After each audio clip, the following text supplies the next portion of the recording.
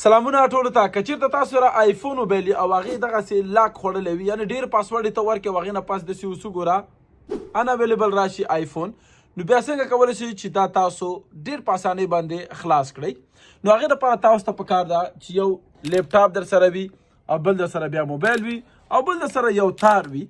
اول به ټول نه مخکې تاسو لاړ شئ اوس وګوره ګوګل ته، او ګوګل کې به تاسو ولیکئ 3U ټولز. دا داسې ټولز ده چې دې کې تاسو ډېر شیان کولی شئ چې معلوم هم کړئ، او په دې کې بیا تاسو هر یو چې کوم اپډیټ دا یا شیان دي ټول په دې کې تاسو بیا کولی شئ.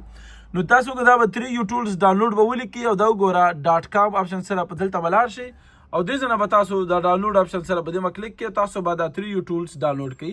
اوس ما الریډي ډاونلوډ کړی ده، وګوره خلاص شو.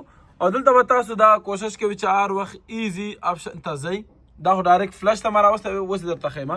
نو دې نه پس به دا موبایل سره دا به تاسو داسې کوئ چې د دې به دا بیا دا بټن به ووهئ، بیا به دا ووهئ او دا بیا ورپسې دا بل پاور بټن سره چې کوم باندې بندېږي دا آپشن بیرته راشي، دا به تاسو بند کړئ. چې څنګه بند کړو او دا به دا اوس وګوره دلته کمپیوټر سره کنیکټ کړئ او دا پاور بټن سره داسې به ونیسئ. دا اوس وګوره لوګو پرې راغلی ده، خو دلته به دا پاور بټن داسې تاسو ونیسئ تر څو پورې چې دا آیټون موډ ته واوړي.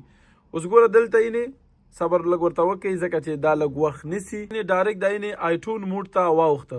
چې څنګه آیټون موډ ته واوړي نو دلته به دا اوس ګوره دلته یې ډایرکټ اوس خپله کنیکټ شي. په دې کې تاسو اول کولی شئ چې دا موبایل چیک کړئ. دلته یې په دغه شکل کې به تاسو ته راشي، بیا به دا یې دا ګو فلش سره د ګو فلش به ووهئ او دې کې دا اوس وګوره چې کوم نوی اوس راغلی ده، کوم د دې چې اخري کوم یو وي هغه به تاسو بیا دا 26 هم پکې کولی شئ، 26.3.1 دا بیټا پکې مه کوئ، بیټا RC دا پکې مه کوئ ځکه چې دا لا اوسه پورې راوتی نه دي پروفیشنلي. نو دا بیا مه کوئ ځکه دا موبایل کې بیا څه ناڅه مشکل تاسو ته جوړوي. نو دا یې تاسو به لاړ شئ د ډاونلوډ باندې به کلیک کړئ او دا به دلته ډاونلوډ شي. دې ځای کې بیا تاسو بیا کولی شئ چې وګورئ چې ډاونلوډ شي. دا اوس ما الریډي ډاونلوډ کړه. چې څنګه ډاونلوډ کړو دې باندې به کلیک کړئ، دا به ایزي باندې کوئ، دا وګوره ایزي، او دلته به دا لاندې راشي دا اوس وګوره کویک فلش سره په دې باندې به کوئ او دا تاسو په دې فلش سره په دې باندې به دا فلش کلیک کوئ. دلته ورته وایي د بیټري هیلث خراب نشي، دا به تاسو ان کوئ پکې او بیا به دا فلش. نو دا به تاسو اوس پرېږدئ یو څو منټه، دا نه دا تر څو چې 100 پورې ورسېږي. دې کې به ستا موبایل بندېږي، بېرته به لګېږي او لږ وخت به نیسي موبایل دی. تاسو بیا دا هم داسې پرېږدئ. دا خو روان ده. که چېرته بیا کار دی ونه که ځینې وخت کې دا کار بیا پرېږدي نو تاسو به داسې وکړئ یو بل ټون د هغې ته وایي آی ټون په نوم باندې چې کوم د اپل والا خپل د هغه هم بیا تاسو کولی شئ چې د دغه نه ډاونلوډ کړئ د ګوګل نه.